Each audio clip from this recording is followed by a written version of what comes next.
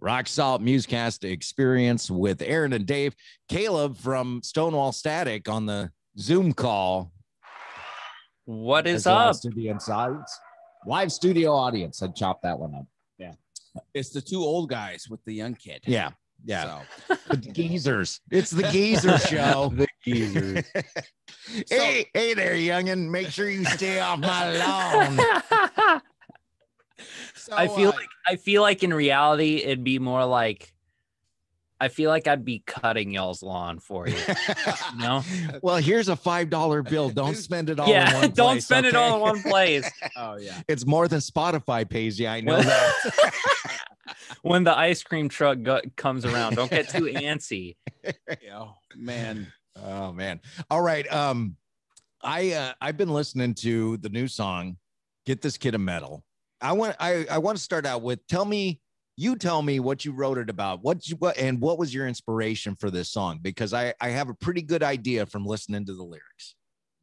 So I've tried doing this song on 2 other interviews and I kind of bombed it every time. So this time, hopefully I'm much more prepared and I can give y'all a good explanation. All right. But Ecclesiastes 9:10, right?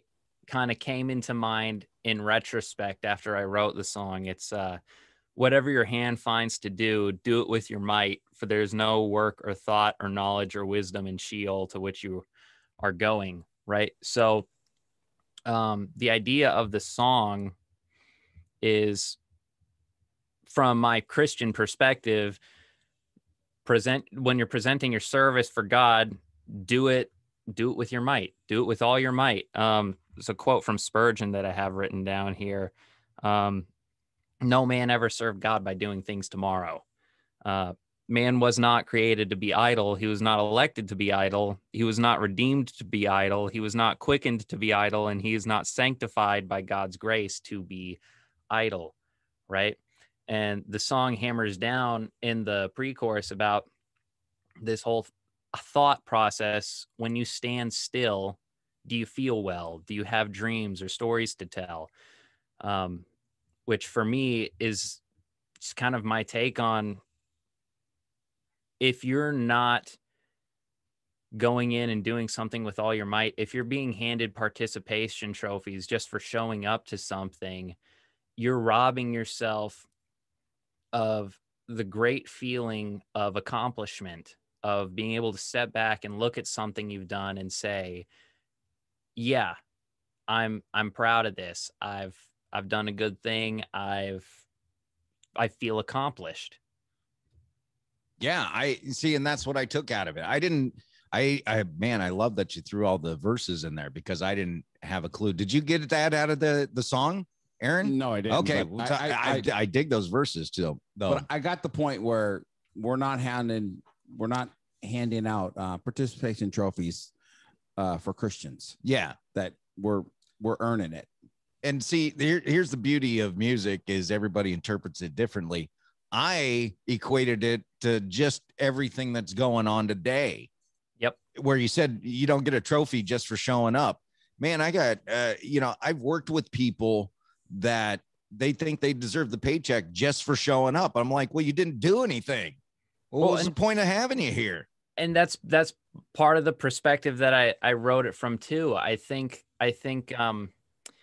especially if I can get, this might be a little pushy, but you get some people nowadays that are, especially of my generation, that really look at life from I have a right to this, or I deserve this sort of mentality. But what did you do to deserve X, Y, or Z thing? The only thing I don't even deserve God's grace, so how can I go and say, I'm just showing up, I'm here doing my thing, or I've done the bare minimum, now give me this. I think it's a pretty universal thing for whatever someone wants to apply it to.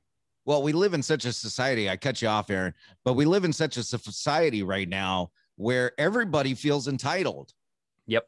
I mean, you name it, someone feels entitled to it. Not Mhm. everyone feels entitled to everything, but if you name something, someone else feels they should have it or get Yep. it. And I'm gonna I don't want to get too political or deep or anything like that, but this Jeff Bezos and Richard Branson going to space thing is a perfect sign of it, because these are guys who, like them or hate them, they made their millions and billions, and they built a rocket.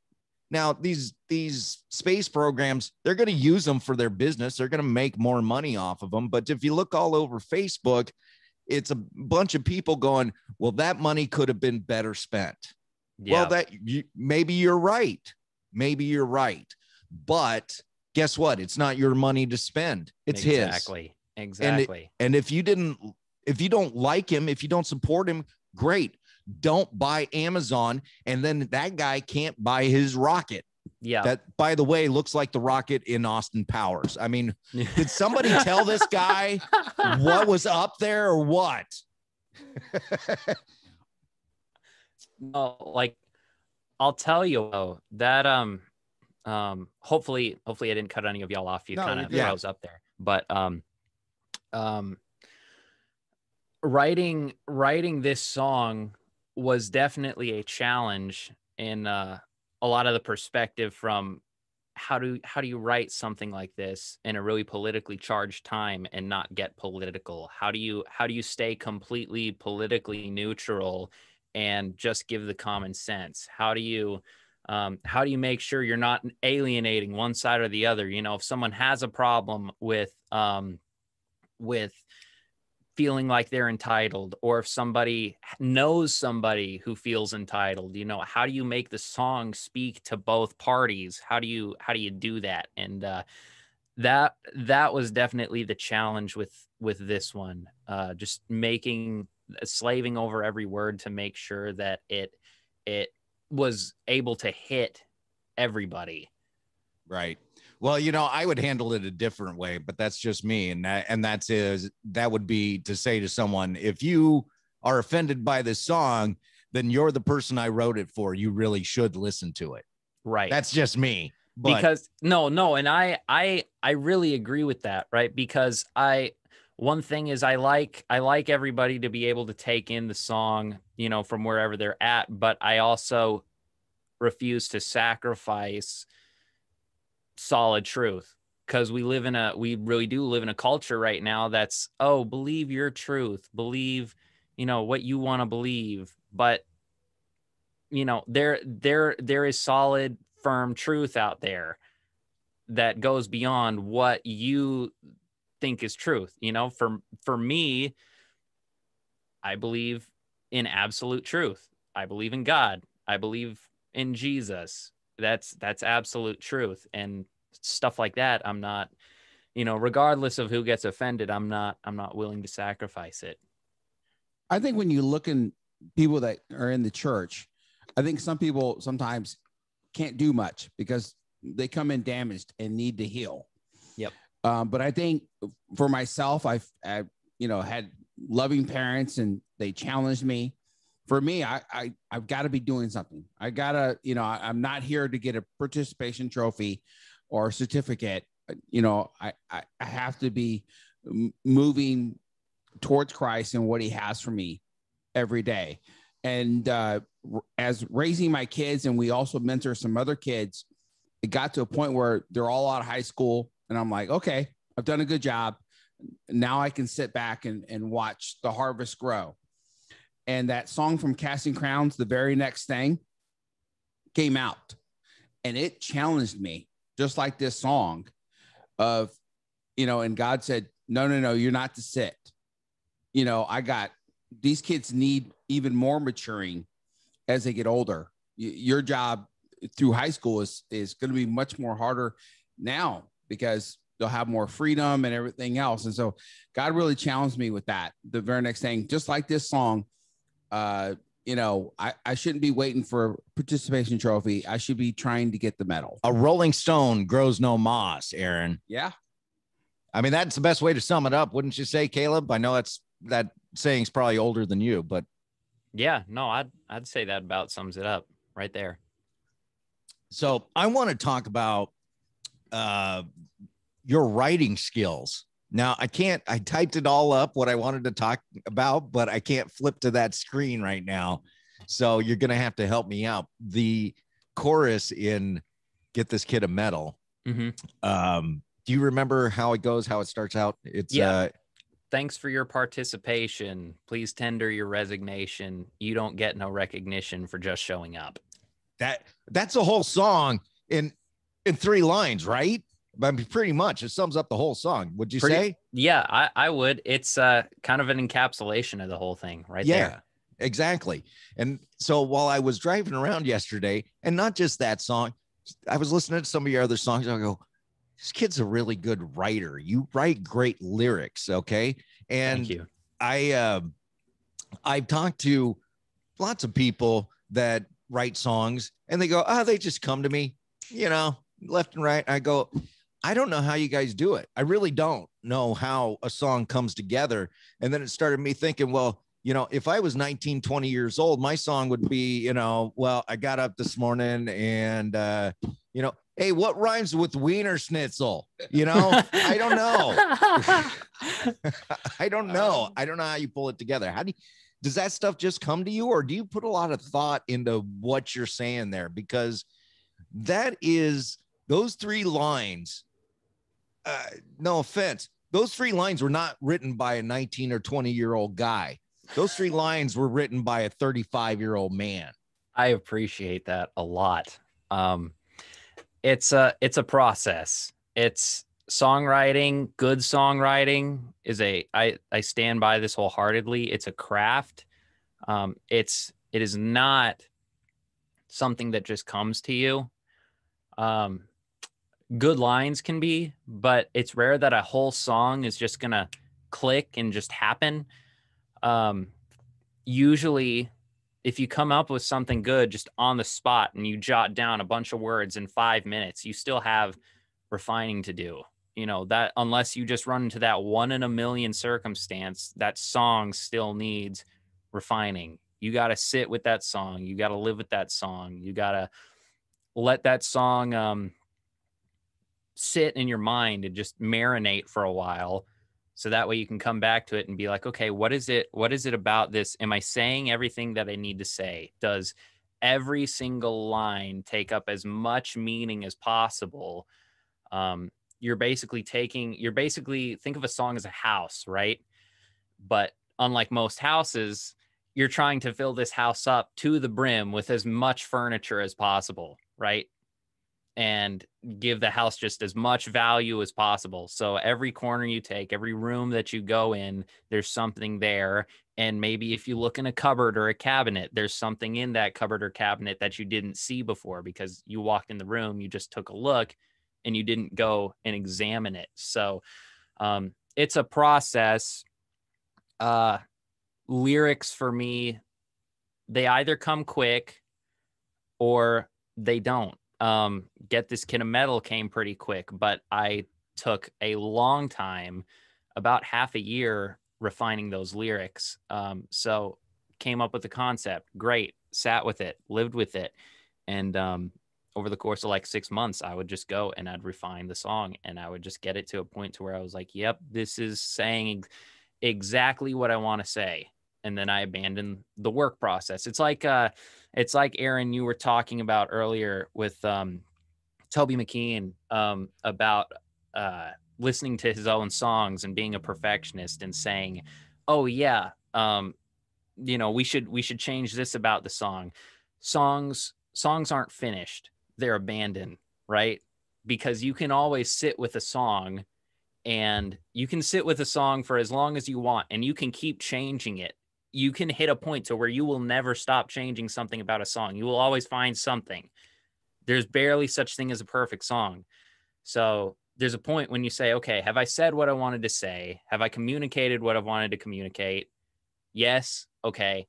I'm going to abandon my song and I'm going to let it go out into the world. So that's a little bit of the process. I do have to throw out a perfect song. I know you said it seldom happens, but a perfect song. Jesus is a friend of mine from Sunseed. Just saying. 13 million views on YouTube can't be wrong, right? Nope, it can't. Popular vote wins every time. And he wrote the song just to be able to sing on the album they put out. Yeah. So that was the whole purpose. It wasn't that Jesus was a friend of mine. It's how can I get on the record? Yeah. Do you have a writing partner that you kind of throw ideas off of? The whole band helps me out a lot. My dad actually is a Nashville songwriter. He does a lot of country. He does a lot of mainstream song pitching in Nashville. So I'm really surrounded by a lot of people that give me good influence and good critique on stuff. So I'm really able to learn about the craft in a really good setting from a lot of people who've done it for a long time. So That's cool. Really fortunate. Your father's the man behind the man then. Yeah. Yeah, that's cool. Well, I got a different perspective though. I used to coach my kid baseball and I would tell him, need to do this. And he's like, no. And then some other coach would tell him, oh, you need to do this. Oh yeah. That's it. That drives me insane when that happens to me. Yeah. Do you sometimes when dad goes, no, this is not good enough, you need to do this, go, yes, it's good enough. Do you find yourself that way a little bit? It definitely happens. But there's because there's this my dad's probably gonna listen to this afterwards, so I gotta be careful. But hey dad, you're grounded. You're grounded. No studio for you. Yeah, so you thought, huh? No, but so me and my dad are as professionals, we write for two totally different things. He writes for commercial song pitching. I write for a band who releases their own songs and targets their own fan base. So there are definitely some writing differences, right? But the thing is there are always objective things about a song that you can point out and you can say, no, this is right, or no, this is wrong. Sometimes he'll point out something and he'll be like, no, you got to change that. And I'm like, but why? I like that part. But I'll sit with it for a little bit and I'll be like, okay, looking at this objectively, do I need to change this and why? Sometimes it's, yeah, I need to change this, but sometimes it's no, I'm going to leave this. It kind of leaves this personality in the song that I really like, even if it's a little bit messy. But usually the thing that I've found, and I've found this about parents, my parents specifically, over most of my life, is usually when your parents tell you something, they're right. And you kind of just need to listen. Oh, we need to have our kids listen to this. Yeah. Can you put that on a bumper for us? Just a loop or a new song? Your parents were right. Yeah. He froze up. So that's one of the reasons I kept talking. His thing is frozen here. He'll catch up in a second here. In a second. Hey, you and I can fill in while we're waiting for Caleb's connection to catch up to us. So I noticed you're wearing Dodgers today. I'm wearing Giants. Yeah. How are the Dodgers doing? There he is. He's back. Is it working? You just saved Aaron because I was going to force him to tell us how the Dodgers are doing right now. But back to Caleb. But yeah, in a nutshell, your parents are probably right. Listen to your parents. They're smart. They've been around longer than you. They're older than you. I love this kid. Yeah. And he's got a good head on his shoulders. Yeah. They're smart. So listen to your parents, kids. If they tell you know what? It's probably it's not necessarily right now. Yeah, it's not necessarily smart. It's just wise. We've been there, done that. And we can look back on it and go, man, if I had turned right instead of left, I would have been where I want to be. Instead, I went left and it took me off the long way around. And that's what parents do for their kids. They're like, I've been there, done that. This is really where you should go. And my kid is just like me when I was growing up, which is, nope, I know the right way. You don't know nothing. And I'm going to do it my way. And then I come back, 20 years later and go, man, should have just listened to my dad. He knew what he was talking about. Yep. So, Speaking of doing things your way, when you came out with the song, you said it was a little edgier, a little heavy, and I was like, man, I hope they don't leave their sound, because some bands have a sound that, okay, you listen to a song, and okay, that's Stonewall Static or that ZZ Top or whatever the sound, and even though this song is harder, you don't leave your sound. You can definitely tell this is Stonewall Static on the song. So great job in doing that. Thank you. Now, I got a favor to ask, Caleb, because I was thinking about it this morning when I was listening to Caffeine. I drink Rockstar. It's right there. You mentioned energy drinks and caffeine. I want to co-write a follow-up to Caffeine called Rockstar. Can we do that together? You know what? Let's do it. Just let's release it under your name, and then we're good. See, it'll be part of my solo career. You're gonna make Faithhead wish that you were their guitar player, right? Oh man, right? All right. Well, the Faithhead, you got to go listen to the Faithhead show to get that joke. But and Caleb, please do go check out the Faithhead show. You'll love it. Oh yeah, for sure. Aaron, you got anything else to cover? Because we're gonna play some more Stonewall Static, right? Yeah, back. Yes. Oh, I got something to ask you about. I got something to ask you about. Yeah. Any word on a Sound for the Crown 2? Nope, not. No, my phone's buzzing. Nope, not yet. Hoping to have word on that soon. When I do. When we have word, it'll definitely spread around really quickly, but no, nothing yet. It's gonna spread like COVID. Yeah. One question. I saw you wrote an Easter song, and we can't have too much Christmas songs out there. Any chance you can maybe able to write a Christmas song, or is that upcoming for Stonewall Static? Maybe a Christmas song? I've definitely thrown the idea around. It's been something we have thought about for a while, but will it happen? I don't know. Have I tried writing a few? Yeah, I have, but we'll see if that actually happens. I'm not confirming nor denying it. And that's not a like, oh, yeah, we actually have it coming, but I'm just not saying anything. I legitimately don't know. So we'll find out. He's letting it marinate, Aaron. Yeah. Yep. Well, you could always, there's not enough covers of Grandma Got Run Over by a Reindeer. Oh, that is his favorite Christmas song, Caleb.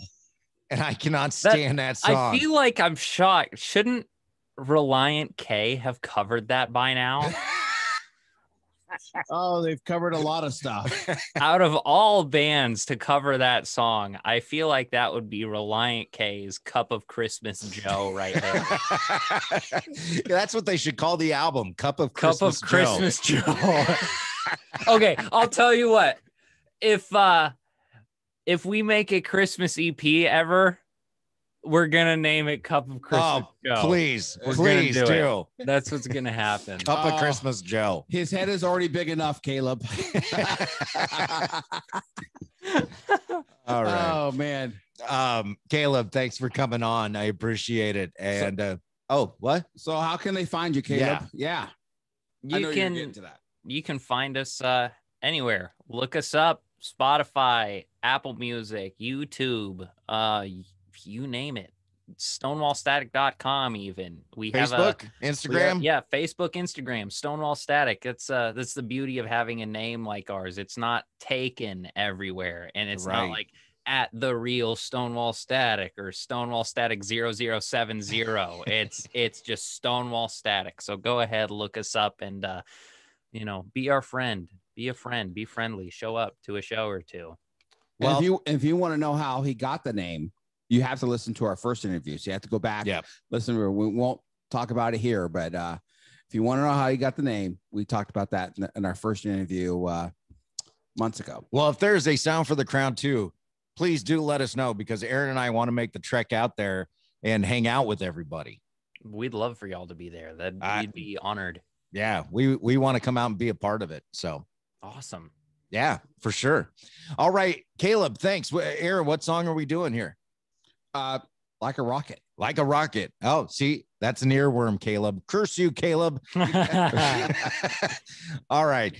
Caleb, thanks for coming on, man. Thanks for having me. Thank you. It's a rock solid Muzkast experience with Stonewall Static.